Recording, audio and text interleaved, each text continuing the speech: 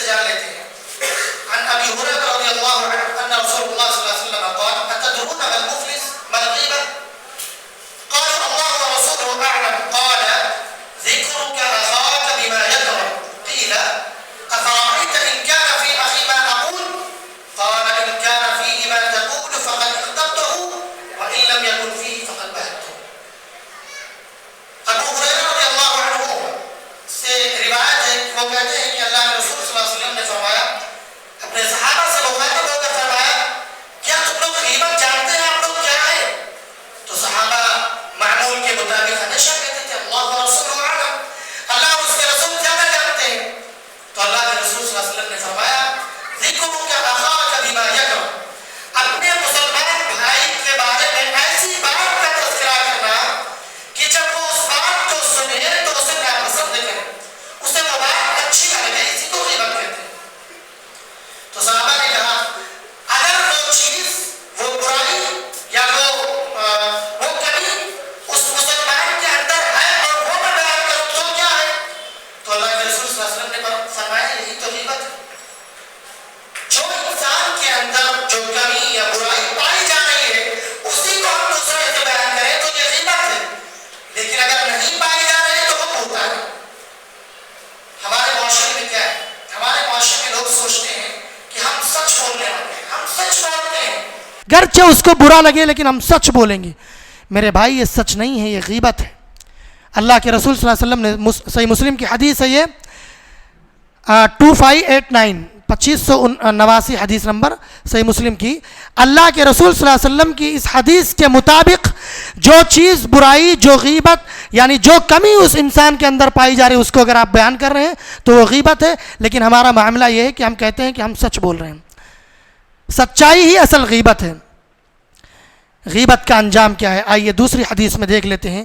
ابی بکر رضی اللہ عنہ سے روایت ہے، وہ کہتے ہیں کہ نبی صلی اللہ علیہ وسلم نے فرمایا کہ میں ایک قبر سے گزر رہا تھا، 2 قبروں سے گزر رہا تھا، تو ان 2 قبر والوں کو عذاب دیا جا رہا تھا. فقال انہما لیعذبان ویعذبان فی صغیر.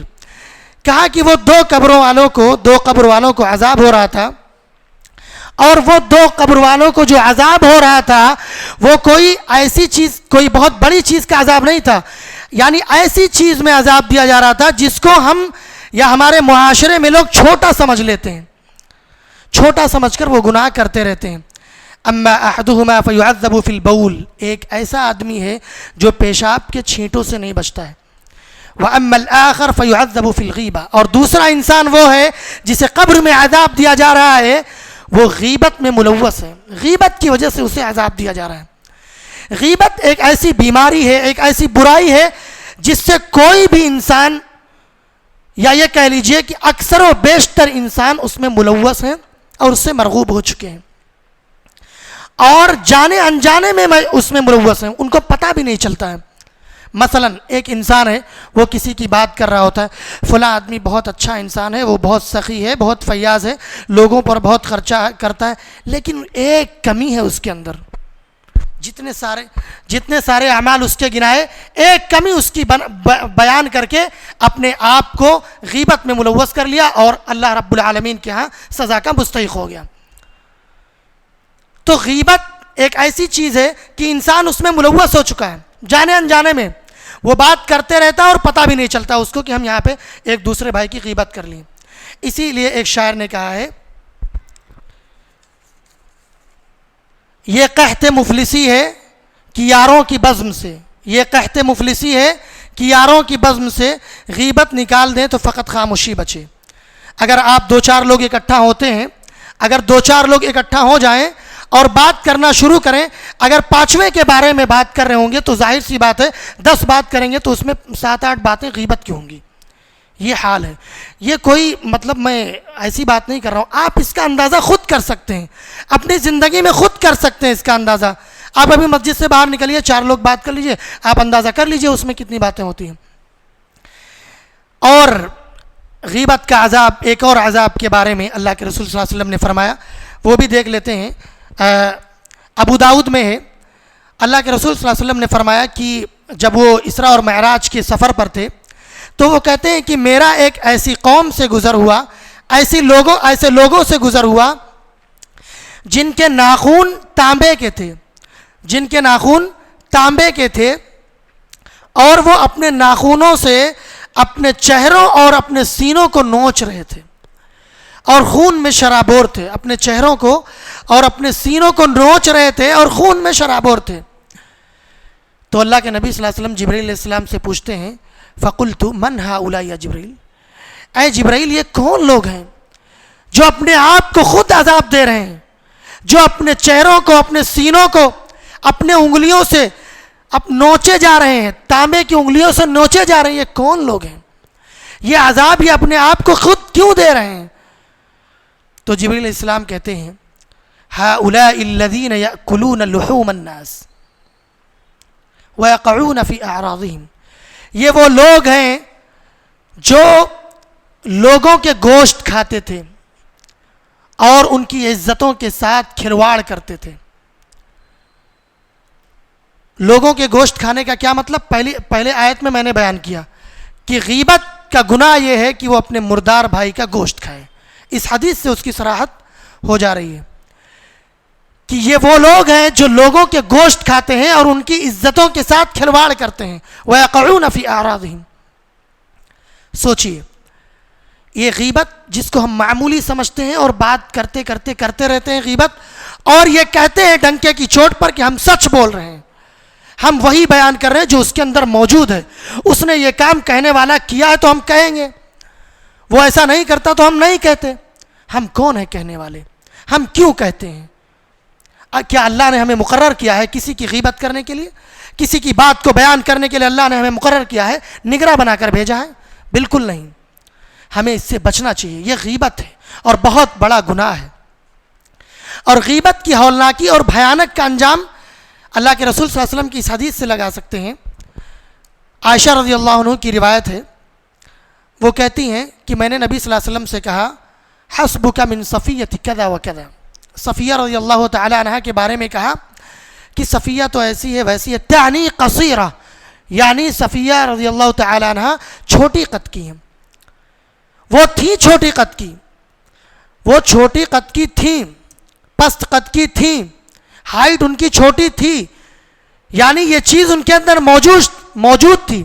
اللہ کے رسول صلی اللہ علیہ وسلم نے اس کا جواب کیا دیا؟ لقد قلت کلمة لو مزجت بماء البحر لمزجته. اے عائشہ تم نے ایک ایسی بات کہی ہے کہ اگر تمہارے اس بات کو سمندر میں ڈال دیا جائے تو پورا سمندر کا پانی گدلا اور میلا ہو جائے گا، برباد ہو جائے گا. بات کیا تھی؟ صرف یہی تو کہا تھا کہ صفیہ چھوٹی قد کی ہیں. کوئی بڑی بات تھی؟ کوئی بڑی بات نہیں تھی. لیکن اللہ کے رسول صلی اللہ علیہ وسلم کا جواب سنیے. اگر یہ بات اے عائشہ تمہاری اگر یہ بات سمندر میں ڈال دیا جائے تو تمہاری اس بات کی وجہ سے پورا سمندر کا پانی خراب ہو جائے گا، میلا اور گدلا ہو جائے گا. صرف اتنی سی بات کے لیے کہ صفیہ رضی اللہ تعالیٰ عنہ چھوٹی ہیں، چھوٹے قد کی، اور واقعی تھی چھوٹی قد کی. اس سے پتہ چلا کہ اگر کسی کے اندر کوئی عیب ہے، کوئی برائی ہے، اس کو ہم بیان کر رہے ہیں تو یہ ہے اس کے اندر، اس کے باوجود یہ غیبت ہے. دوسری روایت میں اللہ کے رسول صلی اللہ علیہ وسلم نے فرمایا من ستر مسلما سترہ اللہ یوم القیامہ. جو انسان کسی عیب کو، کسی کے عیب کو، کسی کی برائی کو، کسی کی کوئی کمی کو چھپائے گا تو اللہ رب العالمین قیامت کے دن اس کے عیب کو چھپا لے گا. تو ہمیں اپنے بھائیوں کے عیب کو چھپانے کی ضرورت ہے. ہم موقع پاتے ہی اپنے بھائیوں کی برائیوں میں، غیبت میں لگ جاتے ہیں. غیبت کے نقصانات کیا ہیں؟ سب سے پہلا نقصان تو یہ ہے کہ ہم جس کی غیبت کر رہے ہوتے ہیں اس کی عزت نفس سے کھلواڑ کر رہے ہوتے ہیں، اس کی عزت کو اچھال رہے ہوتے ہیں. اور اللہ کے رسول صلی اللہ علیہ وسلم نے حجۃ الوداع کے موقع پر ارشاد فرمایا ان اموالکم واولادکم واعراضکم حرام علیکم. تمہارے مال، تمہارے خون اور تمہاری عزت تم پر حرام ہے. تم کسی کی عزت نفس پر کیچڑ نہیں اچھال سکتے، تم کسی کی عزت نفس کو بگاڑ نہیں سکتے، اس کی غیبت نہیں کر سکتے. دوسری روایت میں اللہ کے رسول صلی اللہ علیہ وسلم نے فرمایا ان ارب الربا عرض الرجل المسلم. کہ جو سود کے بڑے بڑے جو گناہ ہیں سود کے، ان اربر ربا، سود کے جو سب سے بڑے گناہ ہیں ان سب سے بڑا گناہ ہے کسی مسلمان کی عزت کو، کسی مسلمان کی عزت نفس کے ساتھ کھلواڑ کرنا۔ سود کے بڑے گناہوں سے بڑا یہ گناہ ہے کہ کسی مسلمان بھائی کی عزت کو اچھال دیا جائے۔ دوسرا نقصان غیبت کا یہ ہے کہ غیبت کرنے والا مفلس ہے۔ مفلس کیوں ہے؟ اللہ کے رسول صلی اللہ علیہ وسلم نے فرمایا اتدرون مل مفلس، اے صحابہ آپ کو معلوم کہ مفلس کون ہے؟ فقیر اور قلاش محتاج کون ہے؟ تو صحابہ نے کہا کہ اللہ و رسول عالم، اور ایک دوسری روایت میں کہا کہ جس کے پاس دینار و درہم نہیں ہے، پیسہ روپیہ نہیں ہے، وہ مفلس ہے، غریب ہے، محتاج ہے۔ اللہ کے رسول نے کہا کہ مفلس وہ نہیں ہے، امت کا مفلس وہ ہے جو قیامت کے دن نماز کے ساتھ آئے گا، روزے کے ساتھ آئے گا، حج کے ساتھ آئے گا، زکوٰۃ کے ساتھ آئے گا، سارے نیک اعمال کر کے آئے گا، لیکن برائی کیا رہے گی اس کے اندر؟ کسی کو گالی دیا ہوگا، کسی کا مال ہڑپا ہوگا، کسی کی غیبت کی ہوگی۔ تو اس کا نقصان کیا ہوگا کہ جس کی غیبت کی ہوگی اس کے پورے نیکیوں کو، اس کے نماز کو، اس کے روزے کو، اس کے زکوٰۃ کو پورے لوگوں میں تقسیم کر دیا جائے گا۔ جس کی غیبت کی ہوگی، جس کو گالی دیا ہوگا، جس کا مال ہڑپا ہوگا، سب میں تقسیم کر دیا جائے گا، یہاں تک کہ اس کے پاس کچھ نہیں بچے گا اور اس کو جہنم میں ڈال دیا جائے گا۔ سوچئے غیبت کتنی بڑی گناہ ہے۔ امت کا سب سے بڑا مفلس کون ہے؟ جو غیبت کرتا ہے، چغل خوری کرتا ہے، دوسروں کے مال کو ہڑپتا ہے، گرچہ وہ نماز پڑھتا ہے، روزہ رکھتا ہے، حج ادا کرتا ہے، حج ادا کیا ہے اس نے، زکوٰۃ ادا کرتا ہے، لیکن ساتھ ساتھ کیا کر رہا ہے؟ وہ کسی کو گالی دے رہا ہے، کسی کو تکلیف دے رہا ہے، کسی کی غیبت کر رہا ہے۔ پورے نماز، روزے، زکوٰۃ کے جو اعمال ہوں گے وہ ایک طرف ہوں گے اور اس کا غیبت ایک طرف ہوگا، اور وہ ساری چیزیں جس کی غیبت کیا ہوگا اس کو دے دیا جائے گا، اور وہ مفلس اور قلاش محتاج ہو جائے گا۔ یہ ہے امت کا مفلس جو اللہ کے رسول صلی اللہ علیہ وسلم نے اس حدیث میں بیان کیا۔ اور غیبت کرنے سے ایک نقصان یہ ہے کہ جس کی غیبت کر رہا ہوتا ہے اس کو حقیر سمجھ رہا ہوتا ہے، اس کی تحقیر کر رہا ہوتا ہے، حقارت کی نظر سے، گری ہوئی نظروں سے دیکھتا ہے۔ اللہ کے رسول صلی اللہ علیہ وسلم نے فرمایا وَلَا يَحْقِرْهُ، تم اپنے مسلمان بھائی کی تحقیر مت کرو، اس کو ذلیل مت کرو، اس کو ذلت اور حقارت کی نظروں سے مت دیکھو۔ اور پانچواں نقصان غیبت کا یہ ہے کہ عذاب قبر اور آخرت کے عذاب سے اس کو دوچار ہونا پڑے گا، جیسا کہ میں نے حدیث میں بیان کیا۔ چھٹا نقصان یہ ہے معاشرے میں آپسی دشمنیاں، کینے، کپٹ، نفرتیں، عداوتیں، یہ ساری چیزیں غیبت کی بنیاد پر ہوتی ہیں، غیبت کی وجہ سے ہوتی ہیں۔ اور سب سے بڑی بات یہ ہے غیبت کی کہ اس کا تعلق حقوق العباد سے ہے، یعنی آپ جس کی غیبت کر رہے ہیں اگر وہ آپ کو معاف نہیں کیا تو اللہ رب العالمین آپ کو نہیں معاف کرے گا۔ اللہ رب العالمین آپ کو معاف نہیں کرے گا جب تک وہ بندہ جس کی آپ نے غیبت کی ہے آپ نے اگر معاف نہیں کیا تو اللہ معاف نہیں کرے گا، کیونکہ یہ غیبت جس کی آپ نے کی ہے وہ اس کا حق ہے۔ اگر حقوق اللہ ہوتا تو اللہ رب العالمین کی مشیت کے تحت وہ معاف کر سکتا ہے، لیکن چونکہ حقوق العباد ہے اس لیے جب تک بندہ معاف نہیں کرے گا اللہ رب العالمین معاف نہیں کرے گا۔ ہم میں سے کون ہے جو اپنے مسلمان بھائیوں سے معافی مانگتا ہے؟ ہم کتنوں کی غیبت کرتے رہتے ہیں، لیکن کسی توفیق ہوتی ہے کہ وہ معافی مانگے اپنے مسلمان بھائی سے۔ معافی مانگنا تو دور کی بات، ہمیں معلوم ہی نہیں رہتا کہ ہم نے فلاں آدمی کی غیبت کی ہے، پتہ ہی نہیں چلتا کہ ہم نے کب اس کی غیبت کر ڈالی۔ یہ ایک ایسا گناہ ہے جو انسانوں کے دل و دماغ میں سرایت کر چکا ہے، اور سب سے بڑی چیز یہ ہے کہ وہ پتہ نہیں چلتا ہے کہ ہم کب کر رہے ہوتے ہیں غیبت۔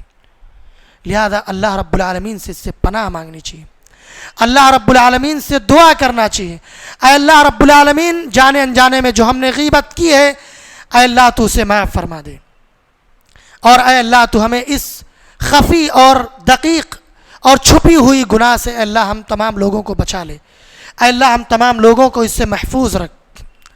اللہ رب العالمین ہمیں کہنے سننے سے زیادہ عمل کی توفیق عطا فرمائے، آمین، تقبل یا رب العالمین۔ السلام علیکم ورحمۃ اللہ وبرکاتہ۔